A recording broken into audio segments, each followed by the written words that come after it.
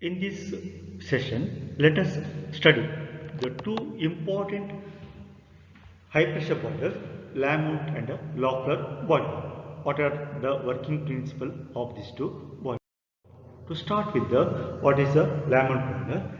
It is designed to about 50 tons of superheated steam up to a pressure of 150 bar and 500 degree centigrade. So surely it is less than the critical pressure, that is a 221 bar. The feed water from the hot water sump is supplied to the boiler drum at the high pressure at about 2.5 bar. So here hot water sump, or we can use a economizer. What is economizer? Economizer is the accessory that has been placed in the boiler so that incoming water is getting heated before it reaches to the boiler or furnace, so that the coal required or the fuel required can be reduced to the greater extent. The water is passed to the economizer to improve the thermal efficiency. Whenever I am passing, say if the certain food is there in the cold storage, and when you take it to your burner or to the gas, it requires more time. If any food is there outside the room, it requires less time compared to those refrigerated item. Similarly, the water, if it is already heated, say in the Rankine cycle, you might have seen, right? In the Rankine cycle, we are drawing, or in for the steam properties, right? Here, if I am taking from 0 degree, it requires more heat. If it is say 30 degree or 60 degree, right? The heat content to reach its saturation point will be less.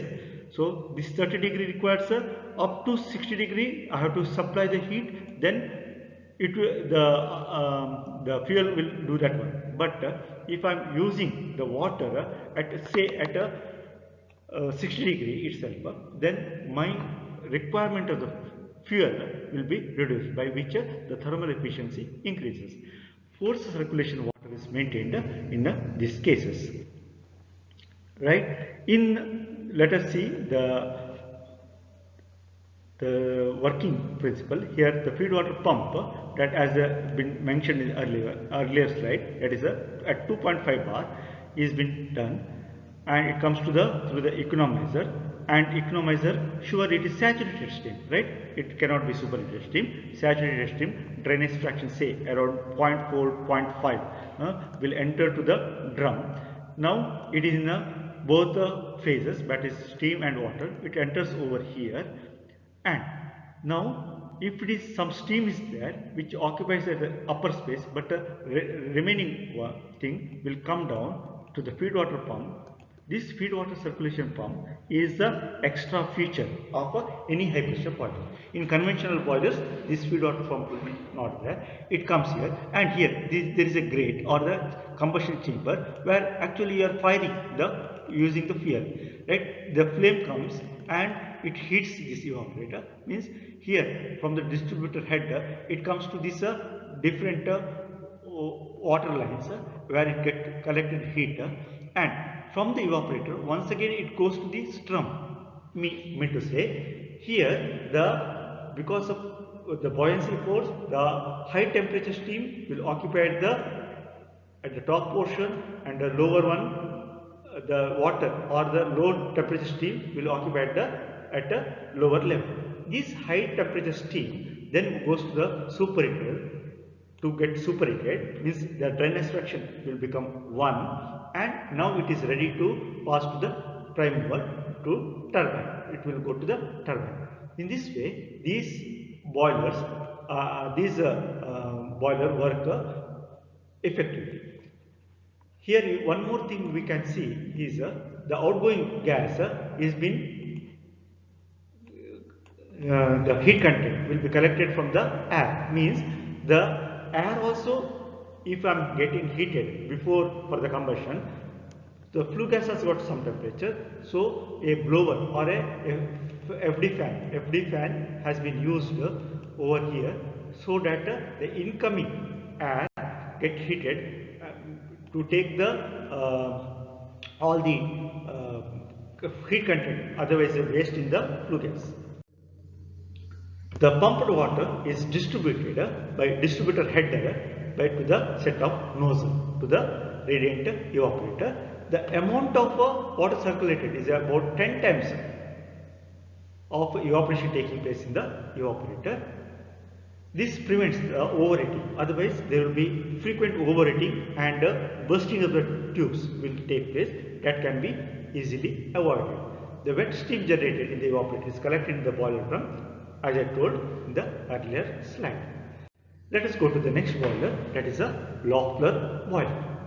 In the Loeffler boiler, one of the main problems of land mount boiler is that a salt deposition, right? That salt deposition will be reduced to the greater extent in a Loeffler boiler. How it is done? Let us check. The salt deposited not only reduces the heat transfer efficiency but also increases the danger of overheating of the tubes. See, whenever any furnace is leaking, the three important parameters in industry they prefer to have LLF.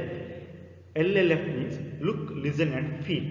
So look, you have to look the time the flame, or you have to observe the thing very keenly. Then listen, you have to listen. When you are going to the near to the FD fan, ID fan, you should listen the change of sound. Similarly, you have to see, because looking into the furnace, it is dangerous because the radiation and the intensity of light is so much. It is difficult, but we can hear the sound. If there is a leakage, by experience, an engineer can make out there is a change in the sound in the furnace. So that part of getting failures due to tube leakage can be surely reduced over here. This problem overcome in the Loeffler design. How it is done? Let us check in the next slide. The steam drum of this boiler is located away from the furnace. So these are not near to that one. It is away from the furnace. The feed water pumped to the boiler drum through the economizer.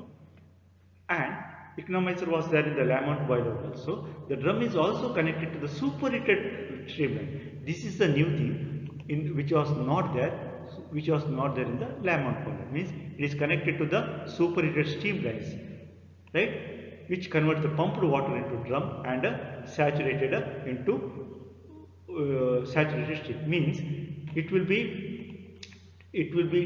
get more velocity. So when it is superheated, I may get the velocity up to 40 meter per second. So in the saturated steam, it is around 25 to 30 meter per second. So here the velocity will be more, which surely not give any scope for the salt formation in the steam pipelines or in the pipelines. So here you can see the sketch. The feed water comes over here to the steam pipe where it means economizer. Then here the grate is nothing but the furnace area, or which was studied in the first part of the boiler. Here where I am firing, and the steam heater are this one. So convective heaters are kept far away from the furnace, and the steam, see here one more, after getting heated it comes to the circulating pump, comes to the evaporating drum. Means this steam which is passing, right, will be actually increases the velocity of the steam to drum, by which the salt formation can be reduced to the greater extent.